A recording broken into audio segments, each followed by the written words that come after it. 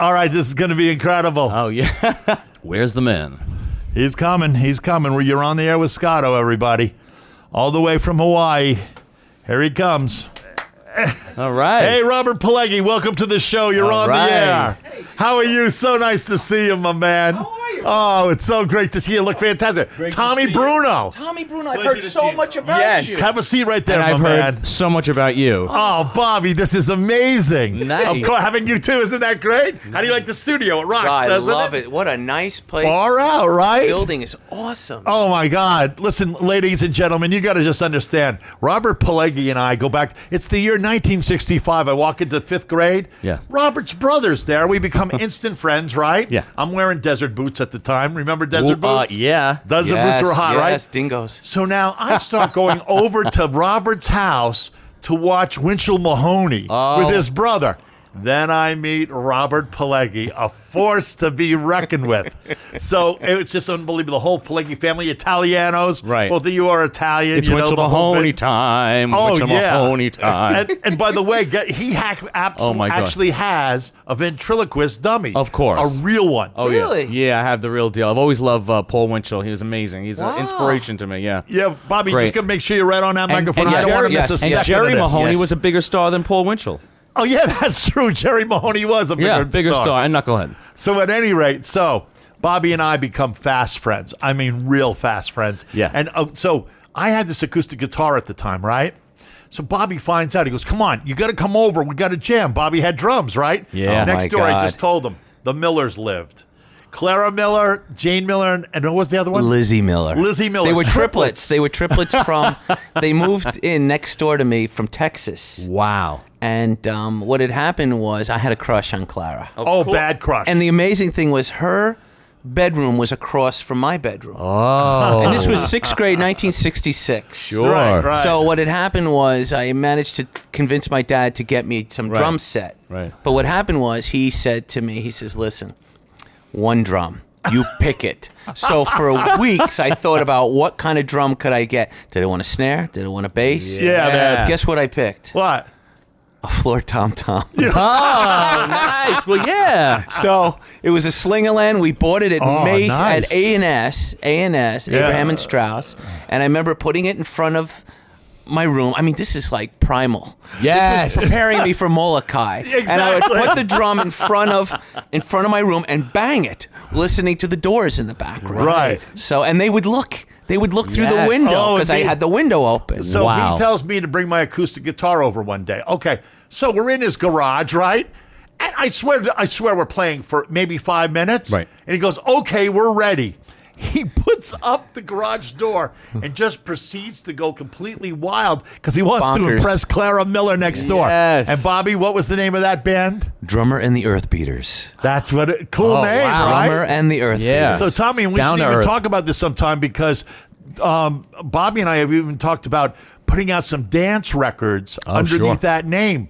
Drummer and the Earth Beaters. Earth Beaters. Great Oh, idea, nice. right? Yeah. Very cool. yeah. So at any rate, so our lives progressed. That's how it all started. Oh, that's Yeah. how it all started way back in the 60s. So our lives progressed. We became big friends all through high school and Right. the whole We thing. went to religious instructions together. Oh, Right, everything. Oh, Boy Scouts. Boy Scout. Oh my gosh. Oh, the whole- Mr. Mills. Mr. Mills. Got any boiled peanuts? Ball Peanuts. He was his. He was the troop master, and Scotto and I were more of the exceptionally challenged children in the. You got kicked out. I got kicked out. I got kicked out too. Oh, yeah, we man. got Boy. kicked out together. Oh, that's they true. clean house. Now, one time, Mr. Mills decides that the way to handle Bob is to put him in charge. Right. So we're on this big jamboree and all this kind of stuff. Now, I don't know, Bob. I can't remember. I don't know if the power went to your head or I just didn't want to be told what to do. You told me to do something like clean these, you know, you had these pans that had been on the fire and they're impossible. I said, I'm not cleaning those. And we actually started like wrestling Brawling. and rumbling and Brawling. stuff, you know? It was wild. So we had a million experiences like that when we were young. Then what happens? Now I want to remind you of another thing. Bobby was always so deeply into music, and so was I. Sure. And so Bob in college becomes roommates with a good friend of ours, Tom Dembski, Tom who played Dembski. bass and was into Right. music and everything. But you got to just understand, Bobby Pileggi in college. Rooming with me is not really something you want to be selected for. You'd rather go for the draft. Oh, dude. I think it'd be a lot better. Dude, so let me ask you something. I remember at one point, Tom Dembski actually holding your stereo out the window, threatening to throw it. Blasting it. Blasting what- While it's blasting? But no, I was blasting it all the time. I would come in. This guy actually went to college for a purpose. Yeah. I went to it for pleasure. Right. And I would come in like 12 at night with about 6 people. Oh, He's boy. asleep and say, hey, Scott, hey, Tom. What do you think you were listening to at that time? I remember Bowie. Bowie. Yo, big Bowie. Bowie, and Also the Hendrix.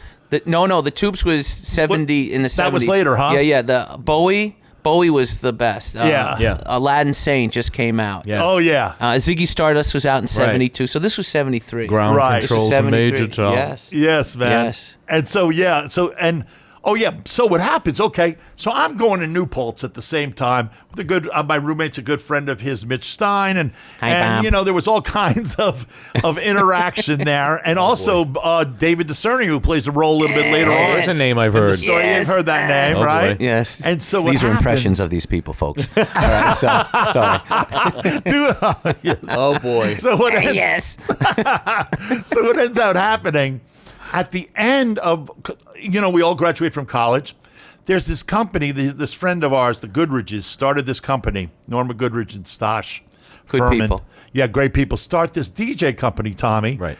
In New York in the 76, right? 1970, I'm going to say 75. 75. 75 pioneers of the Yes. mobile And mobile we business. actually had all been roadieing for them during while we were Wow. in college and all Right. that. And and also it was in New York City at the time. Which, 680 West End Avenue on you go. on 96th Avenue and Broadway. Wow. which Bobby is detailed oriented to the point when he was DJing, Tommy, he used to write down every Song. single mix he did. I still have the records. He still has the book. Every Right. gig. From whatever, every every song. single gig. Oh, the records of the records. The records Records of of the the records. records. And by the way, folks, it was all records at Yes. the time. So what happens is that, we all graduate. So, Bobby and I decide we want to start this entertainment company. He's working for, the name of the company was Disco Van 2000.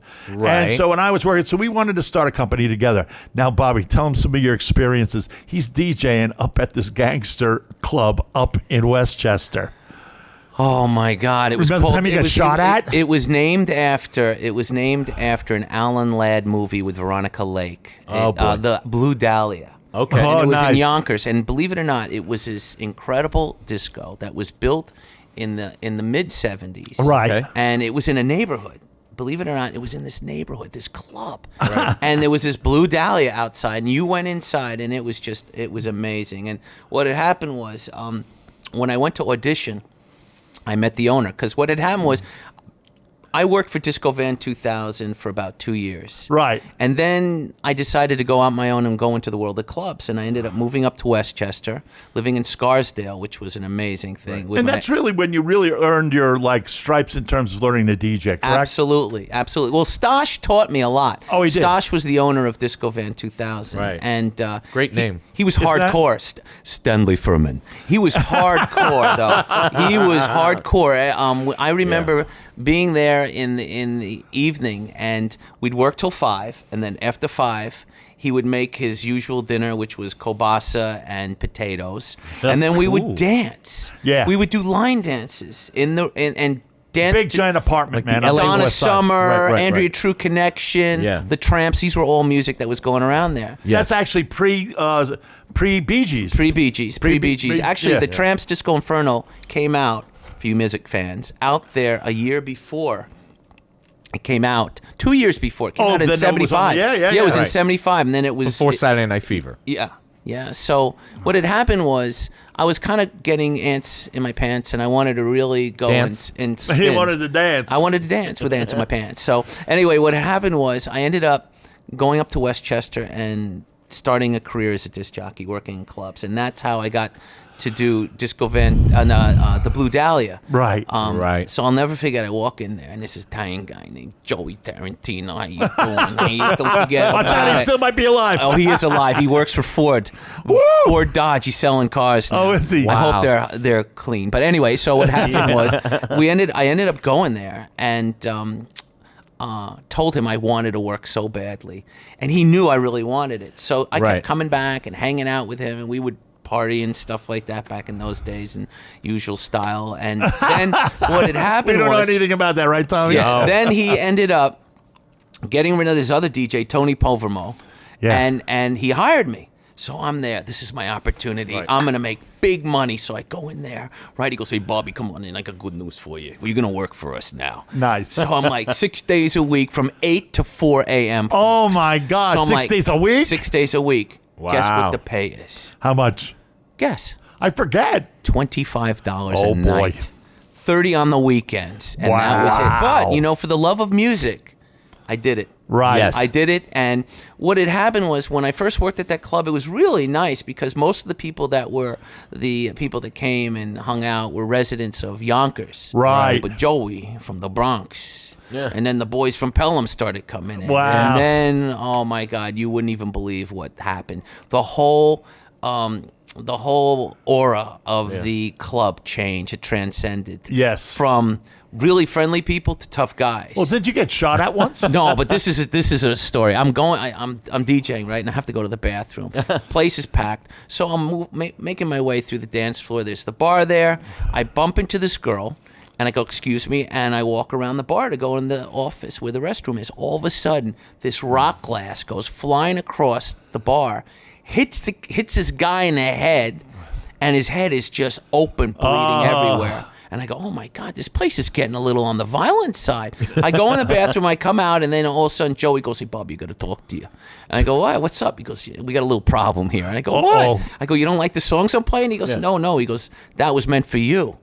And I go, "What? That rock glass?" He goes, "Yeah, you know the girl you bumped into?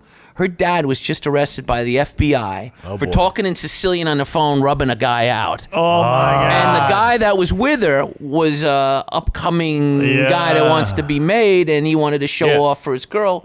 And an example, don't shoot the DJ, So that was one of many experiences. Then there was another time these hippies came in.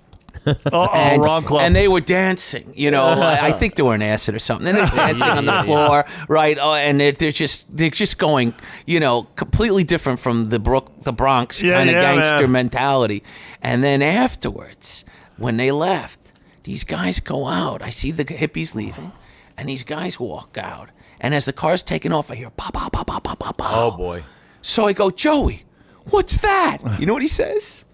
"Fireworks." By the way, so then Bobby's has had it at this point with this place. Yeah. Comes to leave. me, says he wants to start an entertainment company. Maybe we can work something out. Okay. And around that same time, I believe was the Plimpton party, actually. Well, pretty close. Just prior to that, Yeah. chronologically, what had happened was things were getting really heated up at that club.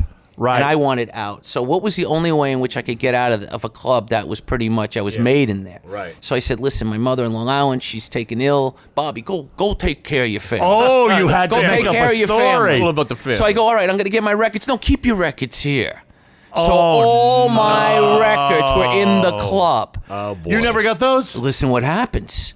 Half a year later, I talked to my brother about him missing all. I mean, I had stuff signed by Donna Summer, Sure. Village Yeah. People. I mean, all these cats who would come and perform back in those days. Yes. And what happened? Chucky goes, "Let's go up to that club. I'll get your records back." We go up. It's completely leveled. You're kidding. Burnt to the ground. Wow. So I don't smell any plastic burning. You know how I Right. remember when Sam Goody's burned down in the mall, Huntington Mall? Oh, yeah. The place smelled like burnt plastic. Yes, it did. What happened was no smell. So I called Joey up. He goes, and he completely denied everything. Yeah. Yeah. So I had to now start scratch. Now, we were talking Yeah. about the record pools, Bobby. Yes. And we were talking about the early days and how Yeah, important yeah, they yeah. were. Yeah, and I've been there. All the Yeah. different Yeah. ones. So Bobby then, Bobby comes to me and says he wants to start an entertainment company. So we go see me mommy and me daddy's old friend, Buzzy down at the water club, Yes, remember? yes. And so we started out as generals, dude, because Buzzy, like, even though he had somebody already working there, he started giving us a break. We ended up doing Buzzy, which was the biggest party of the year. We ended up doing his Halloween party. Parties. And remember, he had the River Cafe, Laura Bell's. So we plummeted right at the top. We went right to the top. We just rocketed. Rocked it.